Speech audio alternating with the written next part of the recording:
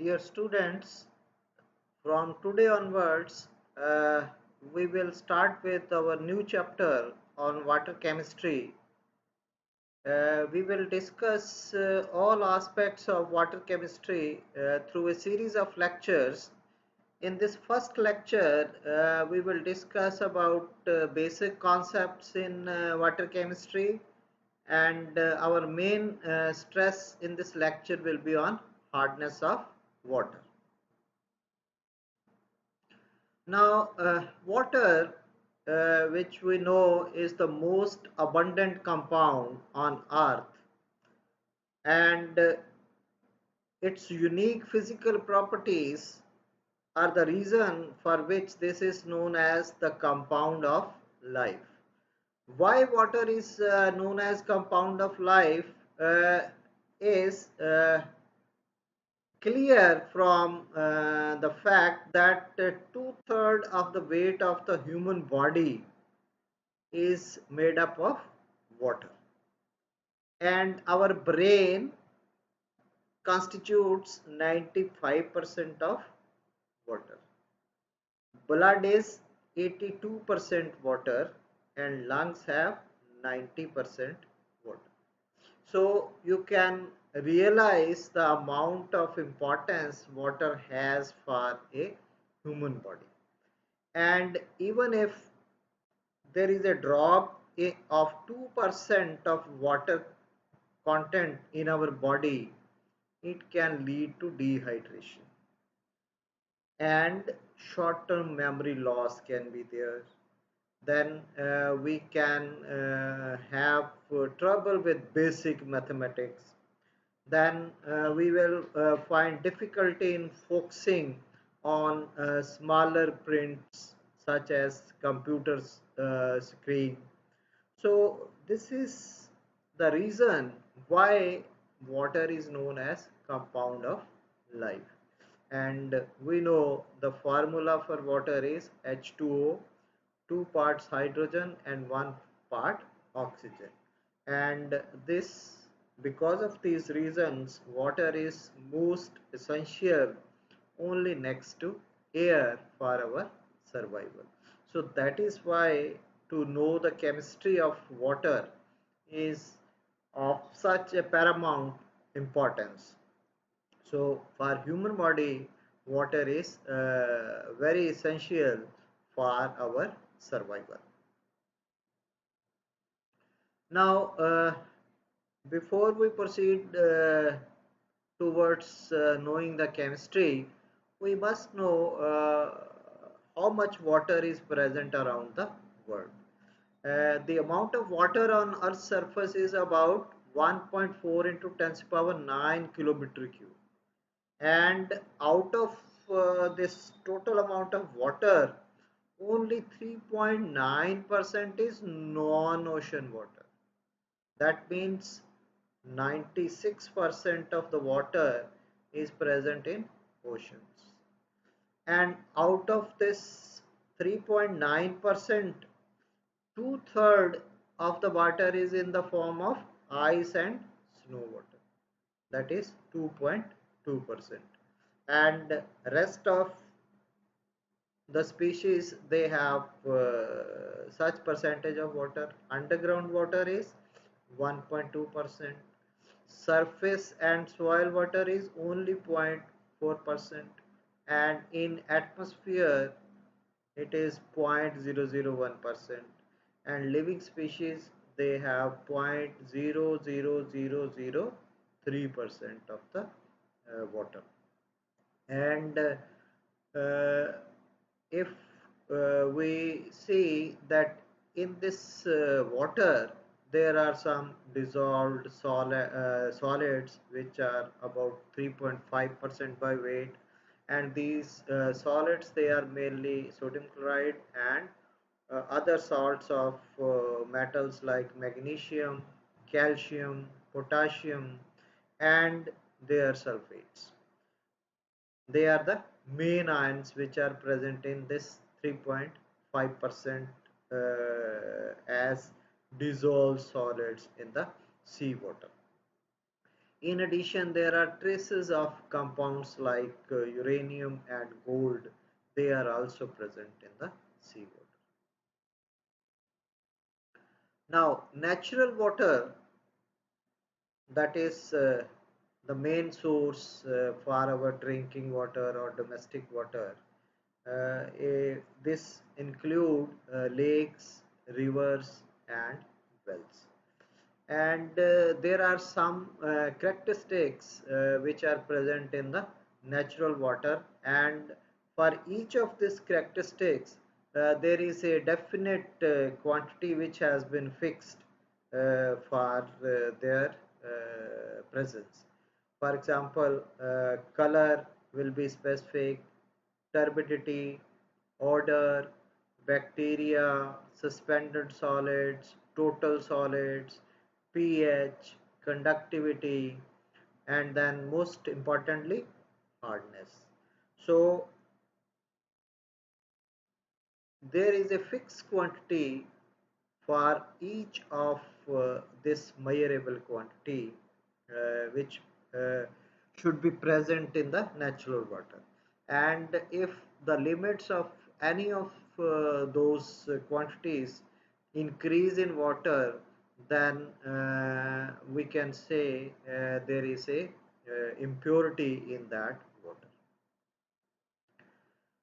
Now, the water becomes contaminated if there are some dissolved salts which contain traces of iron, magnesium, copper, aluminium, nitrates, insecticides, herbicides, and as I have told you that for each of these dissolved salts or minerals or chlorine, there is a fixed amount, that maximum amount of all these substances that has been strictly limited by the regulations. And if the value exceeds that limited value, then these are referred to as contaminants.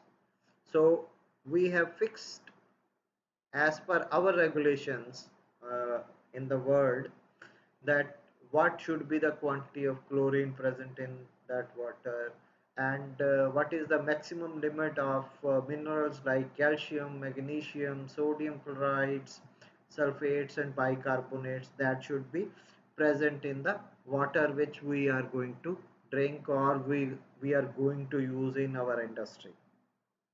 Then the what can be the maximum amount of insecticides or herbicides which can be present in the sample of water. We have fixed the maximum amount, and if the amount of any of these exceeds that amount as per regulations, then that uh, salt or chlorine or insecticide or herbicide, that will be called as contaminant. And the contaminant present in the water needs to be removed, otherwise we can have many type of diseases. Now the main sources of water contamination, uh, they are uh, first and foremost is organic solvents and inorganic substances. So inorganic substances, for example, which I have told you, the dissolved salts in the form of chlorides, sulfates, and nitrates, which are present in the water, they act as contaminants. Then some organic solvents which are miscible with water, they can also act as water contaminants, like chloramines, chloroform. They are miscible to some extent in the water, and they can also act as water contaminants. Then the commercial fertilizer which we use, nitrogen, phosphorus and potassium, they are the main components of the commercial fertilizers, we know. And the nitrogen present in these fertilizers, this can be oxidized to form nitrates, and these nitrates, they contaminate the groundwater. So nitrates which are being oxidized from the nitrogen present in the commercial fertilizers, this can also act as a contaminant. Then pesticides, in the fields we use chemicals to kill plant and animal organisms by the farming community. Then these pesticides, the residues which are left, they are dissolved by water, and those are the main source of water contamination. So pesticides, they can also act as water contaminants. Then our septic systems. The septic systems, they contain bacteria, viruses, nitrates, heavy metals, detergents, that the clothes which we are washing, the detergent from there, they are also going into the septic systems. And there are a variety of household hazardous chemical which we are using and then draining in our septic systems. They also act as contaminants in the water. Then underground fuel storage tanks, which are being used to store fuel oil or diesel oil or petrol, and many other chemicals, they are also stored in underground tanks in many industries, like the chemicals, say, we use in the manufacture of polymers, drugs, and all kinds of industry, they are using storage tanks to store the various types of chemicals. And these tanks, on oxidation of these chemicals, they become deteriorated, and they develop leaks. And these leaks, they are mixed with water, and then also they cause contamination, and this then our drinking water becomes unsafe. Then toxic waste dumps and landfills. You must have seen a big landfills in almost every where in our vicinity. Say, if you are going to Delhi, when you enter Delhi from Haryana side, you must have seen a huge landfill there, which is used for toxic waste dump. And what happens is a liquid leachate is developed at the bottom of those landfills, and this is because of the, say, solid waste decomposition, and this leachate causes contamination of water due to the presence of many organic and inorganic contaminants. Then municipal water and wastewater treatment plants. There, to purify water, we add many chemicals like chlorine and fluoride to water.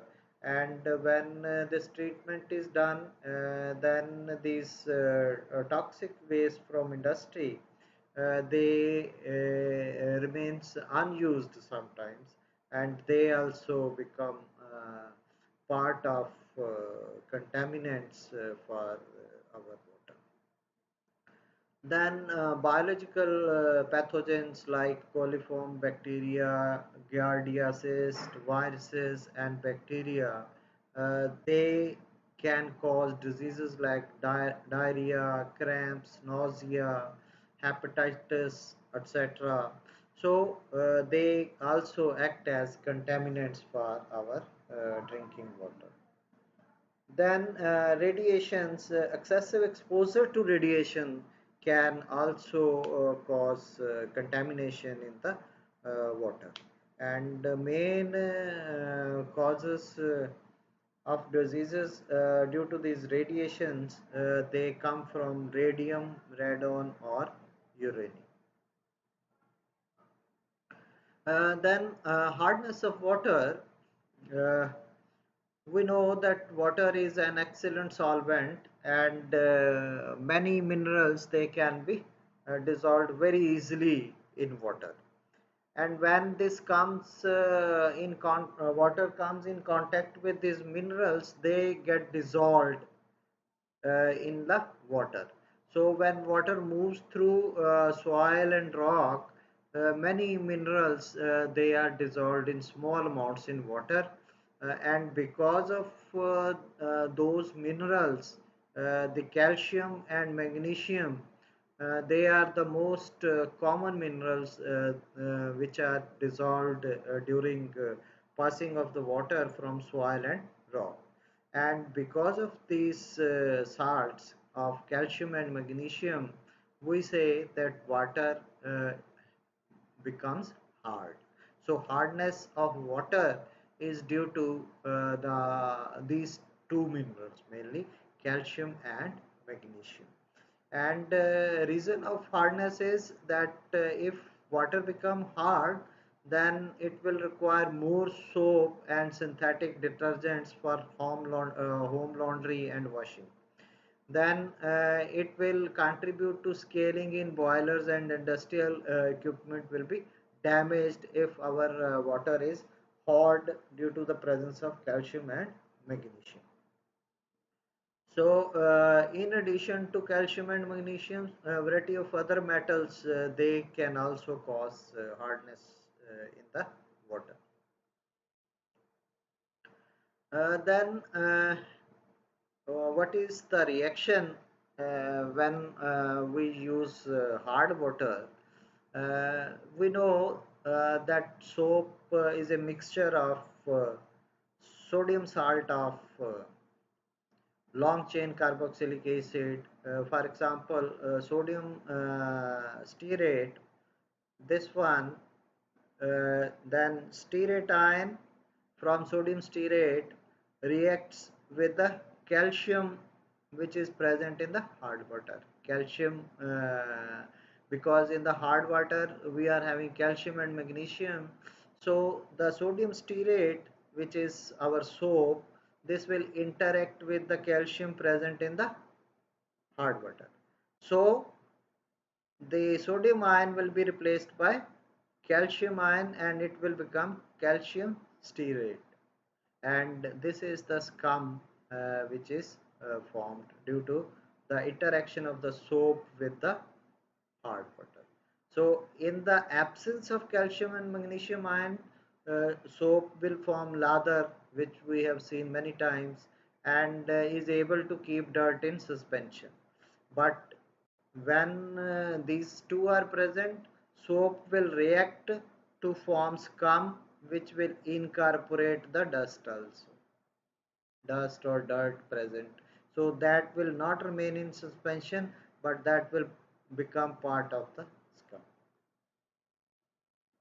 So scum is in fact the calcium or magnesium salt of carboxylic acid, which I have told you, and this is used to make hard water will not produce lather if there is a scum present in the soap.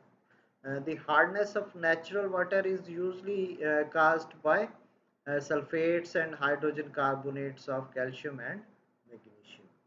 So this is the reaction which take place. We know that this is our soap, sodium stearate, and if our water is hard, that means calcium ions they are present in the water, and those calcium ions they will interact with the soap, and calcium stearate, that is scum, will be formed. The sodium ions present in the soap they will be replaced by calcium ion for the formation of scum, and then dirt that will be kept in suspension by stearate ions. So these are the stearate ions, and the calcium ions will be present around this anions, but our dirt will be kept in this hole. So this will be kept as a suspension in this part. So we will need more water for removal of that dirt. So that means hardness of water will affect our washing also. Now, how do we classify hard and soft water? The calcium and magnesium ions present as sulfates, chlorides, carbonates, and bicarbonates. They are responsible for hardness of water, right? Now, the water impurities, they are generally measured in parts per million, ppm we say, right? So, for understanding this, the hardness ordinarily is expressed in grains of hardness per gallon of water, GPG. So, we will mainly classify that hard water we will express either in terms of ppm or GPG. GPG is grains of hardness per gallon of water or parts per million, that is ppm. So, as per Water Quality Research Council, which classifies hard and soft water, these are the various values or permissible limits which define soft or hard water. So, if the water which we are having is having GPG less than 1 or ppms less than 17.1 or mg per liter less than 17.1, then that water will be called as soft water. If the value is ranges from 1 to 3.5 of GPG or 17.1 to 60, then the water is called as slightly hard, or even uh, this can be called as almost soft. Matlab, that means that this is considered not as very hard, but it is slightly hard means this can be used. This is usable, right? Now, if the value is ranging from 3.5 to 7 GPG or 60 to 120 ppm, then this is moderately hard and cannot be used. And if the value is 120 to 80, then that water is termed as hard water. Then we have to give treatment to that water to make it soft. And if it is more than 180, then it it should not be used at all, and this is classified as very hard. Then how this hard water is formed. Now what happens is, uh, we know that when the heat of sun evaporates a large amount of water in the oceans, and because of this evaporation the air will become moist, and this air is transported by wind to form clouds. And clouds, they consist of water droplets or ice crystals, and these water droplets, they will absorb carbon dioxide from air, and water becomes slightly acidic. So what will happen is that water which is present in the air, that will interact with carbon dioxide present in the air, and this will become carbonic acid, and this carbonic acid then will further react with water to give us bicarbonate ions. And when rains or snow, through rain and snow, this carbonic acid which has been formed reaches the ground, and it falls on sandy soil, then it will dissolve the minerals present, that is silicates or other minerals present in the soil.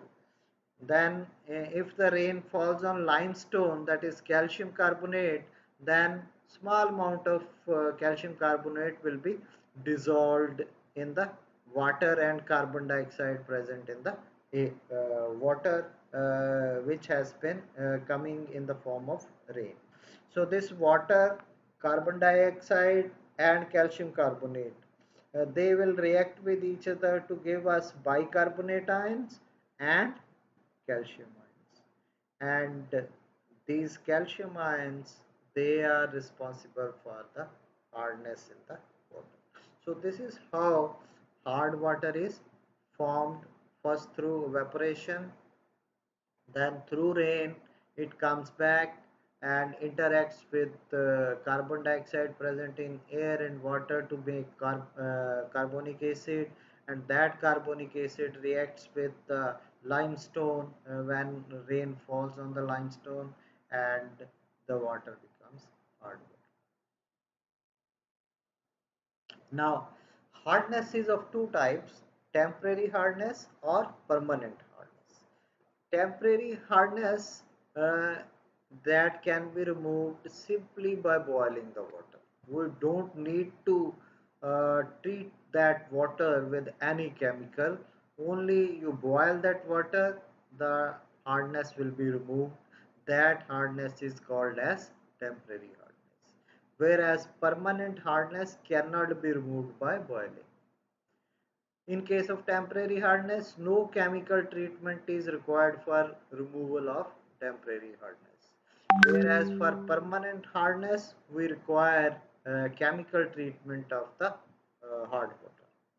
Then temporary hardness is caused by calcium and magnesium hydrogen carbonates, or calcium or magnesium bicarbonates, right? Both may be present, or either calcium or magnesium may be present. So if any of these is present or both are present, then that type of hardness is called as temporary hardness. And this is formed as carbonated rainwater passes over rocks containing carbonate, which I have already told you in the previous slide.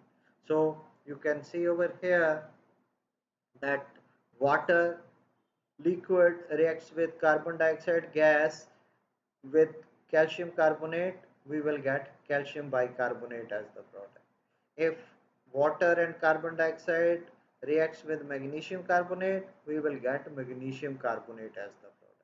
And this formation of these calcium bicarbonate and magnesium bicarbonate is known as temporary hardness, and this can be removed just by boiling the water. Whereas permanent hardness is caused by calcium and magnesium sulfate. Either both of these may be present, or either calcium sulfate or magnesium sulfate alone can be present. And these two, calcium sulfate or magnesium sulfate, these are formed when water passes over rocks containing sulfate ion. So for example, if water passes through rocks which are having calcium sulfate and magnesium sulfate, then we will get the aqueous calcium ions, sulfate ions. So calcium or magnesium sulfate, they will get dissolved in that water, and water will become hard, and that type of hardness is called as permanent hardness, and this can be removed only by chemical treatment, not by boiling the hard water. Now units of hardness, they are very important for making numerical problems or solving numerical problems. So we will discuss all types of units which are being used these days. So first is milligrams per liter. So hardness can be expressed in terms of milligrams per liter. So it is defined as the number of milligrams of calcium carbonate equivalent hardness present per liter of water. So that means 1 mg per liter means 1 mg of calcium carbonate equivalent hardness in 1 liter of water. So if weight of water is 1 liter, 1 liter means 1 kg, because density of water is 1. 1 kg means 1000 grams. 1000 grams mean this much milligrams, 10 to the power 6 milligrams, right? Now that means 1 milligram per liter means 1 milligram of calcium carbonate per 10 to the power 6 mg of water, or 1 part of calcium carbonate per 10 to the power 6 parts of water, and this is known as 1 parts per million, 1 ppm. So this is how the milligrams per liter they are converted into ppms. So we can convert milligrams per liter into ppm. So 1 ppm means 1 part of calcium carbonate per 10 to the power 6 parts of water, or 1 milligram of calcium carbonate per 10 to the power 6 milligram of water. Then this parts per million, this which we have calculated 1 ppm, is the most common unit to express hardness of water, and it is defined as number of parts by weight of calcium carbonate present per million parts by weight of water. So as we have seen, 1 part of calcium carbonate per 10 to the power 6 parts of water. So 1 ppm is equal to 1 part of calcium carbonate per 10 to the power 6 parts of water. Then another unit is degree Clarks. It is the number of grains of calcium carbonate present per gallon of water, and this means it is parts of calcium carbonate equivalent hardness per 70,000 parts of water, because gallon will be equal to 70,000 grains. So that means 1 degree Clark is equal to 1 grain of calcium carbonate per gallon of water, and 1 part of calcium carbonate per 70,000 parts of water. So we will find out the relation between all the units in the last also. So you remember this thing, 1 part of calcium carbonate per 70,000 parts of water, whereas in ppm you have seen 1 part of calcium carbonate per 10 to the power 6 parts of water. So that is the difference between degree Clark and ppm. Now degree French. This is equal to 1 part of calcium carbonate equal to 10 to the power per 10 to the power 5 parts of water. So this is degree French. Now relation between the different units of hardness which we have seen. So 1 ppm, as you have seen, is equal to 1 part of calcium carbonate per 10 to the power 6 parts of water. 1 degree Clarks is equal to 1 part of calcium carbonate per 70,000 parts of water. 1 degree French is 1 part of calcium carbonate equivalent to 10 to the power 5 parts of water. So that means one thing is common in all these, 1 part of calcium carbonate. So that means 10 to the power 6 part of water is equivalent to 70,000 degree Clark, 10 to the power 5 degree Fahrenheit. So that means this is equal to this is equal to this, or 100 ppm is equal to 7 degree Clark and 10 degree French, or 1 ppm we can calculate is equal to 0.07 degree Clark and 0.1 degree French. So on the basis of this relation we can convert any type of hardness from ppm to degree Clark, to degree French, or from degree French to degree Clark or ppm. So this is how we can differentiate between these different types of units of hardness. Now we will revise just what we have done in terms of units of hardness, because these are very important for making calculation in our numericals.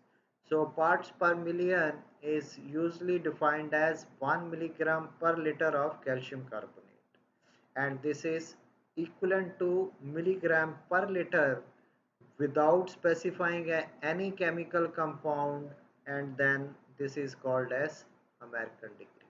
If we say milligram per liter and we are not saying calcium carbonate without mentioning the chemical compound, then this will be called as American degree. Then grains per gallon, we have defined 1 grain of calcium carbonate per US gallon, that is 64.8 milligrams constitute 1 grain. This much milligram of calcium carbonate per 3.79 milliliter, 3.79 liters of water will constitute grains per gallon. So this becomes equivalent to 17.118 ppm.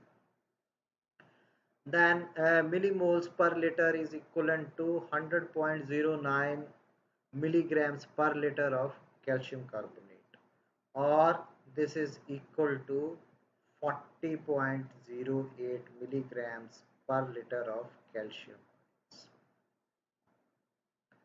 Then general hardness, this is denoted by DGH, or German degree DH. All these, they are both of these, they have same value. This is defined as 10 milligram per liters of calcium oxide, 10 milligram per liter of calcium oxide, and this is equivalent to 17.848 ppm. Then is Clark degree or English degree, they are also equivalent. And Clark degree, 1 grain of calcium carbonate per imperial gallon. There we have used US gallon. So imperial gallon is 4.55 liters of water, and 1 grain is same 64.8 milligrams of calcium carbonate, and this comes out to be equivalent to 14.254 ppm. Then French degree is 10 milligram per liter of calcium carbonate, and this is equivalent to 10 ppm. So on the basis of these values, you can convert any type of unit into other type of unit.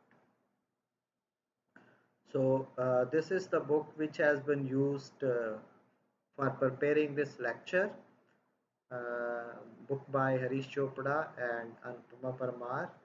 This is published by Alpha Science UK, and national at the national level, this has been published by Narosa, New Delhi.